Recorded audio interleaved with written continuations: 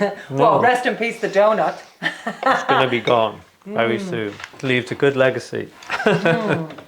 Yeah, we're chatting about our positive legacies and actually asking each other on the spot, what's the positive legacy you want to leave behind? Go. Go. Oh, donuts. I've actually know mine. I've actually been living mine for quite a long while now. I'm happy to say. This is a practice Go ahead. I came across a long time ago, again, via my positive psychology training. This reflecting Yeah. on your legacy, thinking about your obituary. It's quite dark for some people, but I think it's brilliant. I'm actually not afraid of death at all. I think death is coming to us all. And, I really believe that the more we prepare for it, the better we are. So, it's good to actually focus the mind down on, if you were to pass tomorrow, and I hope you don't, but if you were, what is the legacy you'd leave behind? Yes. How do you want to be remembered? And do they sync in with who you want to be? Yeah, who you're living your life. Who you're living So, your life as. Yeah. For me, when I drill down, the first part's the strengths. So a couple of big strengths that I have. One of the big ones is creativity. Another one is honesty. And so how that really relates back in for me is that I really want to create a helpful conversation and program around mental health. I want us to be honest about, our mental well-being. And I then want to be active in helping people to improve their mental well-being, which is also called happiness. So, I want to help people to habitize their happiness. Yeah. And that's and then I wanted to create a program or a way of doing this that was very authentic to me. And that's how the fashion came into it. So I want to ultimately be here when you press play, and I want to be this positive influence on your life, and not just with the words I say or the practices I give you, but also even by my very presence. I always had this feeling that, fashion can be such a source of goodness in the world that I can literally light up a room by how I look. And I've always really enjoyed that, and I've always really navigated through life like this. And so that really ties in. I would love, my obituary to be that she was somebody who, really changed the way we think about happiness and the link between health and happiness, and embrace that and helped others to move forward. And that's where the coaching comes in, that it's a forward movement. Yeah. Help someone to move forward. And it, to me, it doesn't matter how many individuals I help do that, as long as I help one. At least one, yes. On a daily basis, all of my interactions, the Absolutely. interactions. So you are so valuable to me right now, and I'm so grateful that you're here, because this really is my purpose, to be here, to help you, to move you forward, and to make you believe that you too can habitize your happiness. You too are entitled to a really happy life, and that we don't have to kind of put up and shut up and keep calm and carry on. That some, my history, my background, my family, that was kind of where I came from, that we just, contain our emotions and we carry on. And I don't believe that's the way we need to live. I think that we can be honest and open up and get the help we need. And there's nothing wrong with asking for help.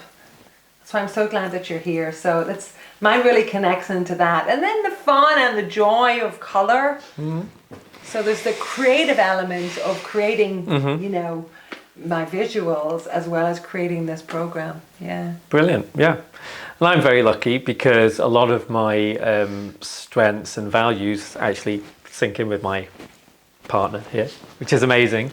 And what I discovered when I first did this this practice a few years back was that I wasn't really living my values out.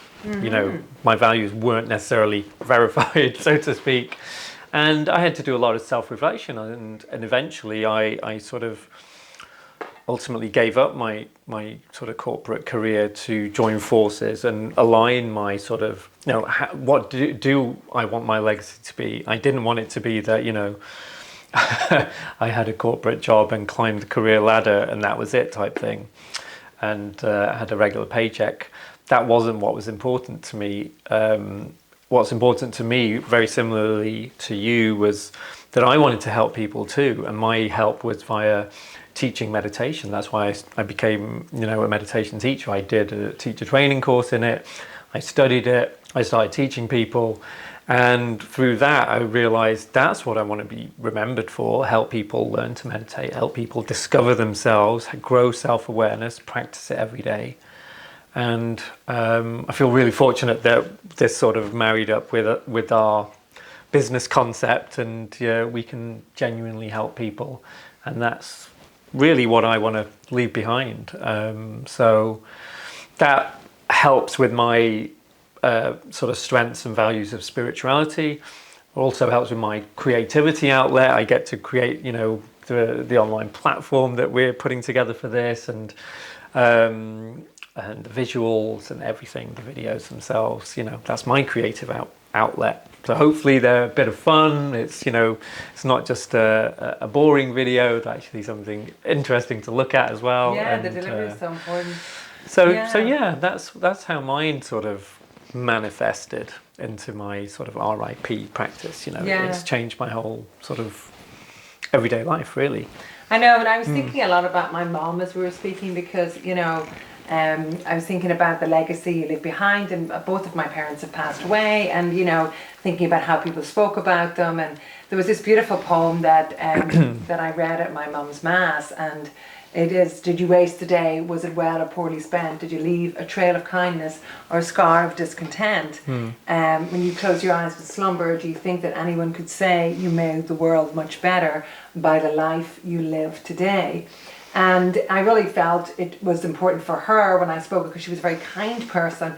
But it's something that I think that I grew up with, that sense of giving back and helping people. And so it's something for me now to reflect upon. Do I think I've made the world better? Yeah. By what I've done today. And so for me, you figure out, well, what are my strengths? Maybe I'm not going to make the world better by doing this, this, and this. I'm going to, use my own strengths to make the world better. And we all can't do the same type of work. During the pandemic, with a lot of frontline workers, we all can't be doctors and nurses. We all can't be ambulance drivers. We're all not, store workers or shop workers. We're all different people with different strengths. And I think it's to find the strengths that you have, and then utilize them to follow through in your values. And definitely for me, giving back was also one of my values I grew up with. I think you also, that sense of your community, helping other people out and all of that. So yeah, it really ties into that really quite nicely. I was just thinking as you were speaking how it also ties in for you. And yes, of course, absolutely. We've ended up together, Annabelle and I are a husband and wife, and I think, we're coming up on 10 years married now, and I think it's because our values are synced. Yes, I agree, it was something we talked about a lot, so that's because we're on we've got the same end goal in the sense of we know what we want to achieve here in the world. We know our mission. Yeah. And I think the whole cool thing about this whole area of your values verified, and verified is the key word here, as well as you are. It's all about you. You won't have the same values as me. Nothing I might say might resonate with you today in terms of your values or your strengths. Yours will be completely different, and that's fine. Is that, ultimately, with the verification of values comes an ease in your life. Once you know what your mission is and what your purpose is, you get up in the morning, your day is like so easy in a way. Obviously you don't have to think about what am I going to do today, because it's kind of obvious that you need to do this. It's this is your something purpose. running in the back of your mind. You habitize the whole value, so then it's like it's constantly guiding you. Every decision you make, will I do X or Y? Oh, I know I'll do X because my values are along this line. Does this serve this value for me? Does it serve my purpose and mission? No, it doesn't. And it's so easy for me to say no. Thank you. No, thank you. That's not for me. I don't want to make it look like this. It's so freeing. Exactly. It makes life that much easier. It almost frees up your brain space from indecision. Like, should I do this? Shouldn't I do this? Oh, I'm not sure because I don't know what aligns with my values or whatever. That's a really good point, because I have a lot of clients who say they're really indecisive. They might be unhappy with their career, or unhappy with their partner, or a marriage or whatever. And I always bring them to this to this exercise, to this practice actually. And the reason we use the word practice instead of exercise, you've probably noticed that, it's 3 because actually it's something you keep coming back to. And not necessarily, you know, the practices within this skill set you would do every week, but you certainly would circle back around with them. Yeah. So RIP is something that I would come back around to, you know. Yeah, maybe at least after doing this once. I would say, you know, kind of every term almost, we were thinking of the Term, school year. quarters or whatever, every yeah. quarter. You know, just keep an eye on it, and it's a really quick See if one it to marries do. up. Yeah, once you've Check done the in. first one, and then once you sort of repeat it for the second time after a few months maybe, then it's probably a lot easier exercise to complete. And I think the first time you do it, it's a bit weird because you're thinking, oh, I'm dead. But then you get, you know, again, getting more comfortable with the idea that we'll all pass, you know, death is inevitable. And, you know, what is the life, what does grief and death teach us? It teaches us about life and how we want to live. It teaches us, you know, well, if I was going to be gone in the morning, what would I do, you know? So let's do it. Because none Exactly. of us know, as my mum would say, none of us know the time or the hour. There you go. It's the great unknown, but this is why we do this practice and we get to figure it out. Yeah. And I'm thinking about the Grim Reaper on your t-shirt on our band today. Yes. What does your t-shirt say? It is what it is. Oh, okay. That's acceptance in its wholest form. Yeah. Yeah. That's kind of cool. Acceptance of death. Indeed. Don't fear the Reaper, I believe. Or donut fear the Reaper. Oh, yeah. Okay, that's pretty Donut cool. pun. That's pretty cool. Yeah, and that takes us on to what our fashion is today. So we love doing it. I was doing a bit of a nod towards the grunge, which is always my route. It's always my route about authenticity. You know, with my slip. And then my yin yang, which is the balance which you need to find in this area of values. Absolutely. You know, how to have fun, and like I was saying, how to be creative, but also deliver a really important message to you and help you and coach you. But I wanted to do it in a way that was representative to me, and that's why you'll see I'm styled up for all these videos. That's why we mention the fashion. You know, not everybody might watch this part of the video. They might just, you know, learn the practices and move forward. But for me to authentically do something and to be honor my values, I have to do the fashion. So I've got a bit of a grunge vibe going on today. Yeah, I like it. It's awesome, as always. And I was thinking about how, you know, that idea of come as you are. I was thinking about Amy Winehouse with the flower, you know, and that sense of just representing yourself as you do. Yeah. And you're in a real kind of comfy grunge. Oh yeah, comfy grunge, representing the skateboarders. I still love skateboarding, you know, even though I'm 40-something. And yeah, the grunge, you know, the check shirts around the waist, the denim, the slouch beanie. It's all very cash and very grungy. I like it. Yeah, well, yeah, it's our era. We always say the 90s, Yeah. you know, rock on. 90s. Yeah, I'm trying to think of any little points of reference I have. Of course, I've got my donuts still, all about the donuts. Always all about it. All about the sweet stuff. Anyway, Right. I think that's all from us Thank for you. today. See you tomorrow. See ya.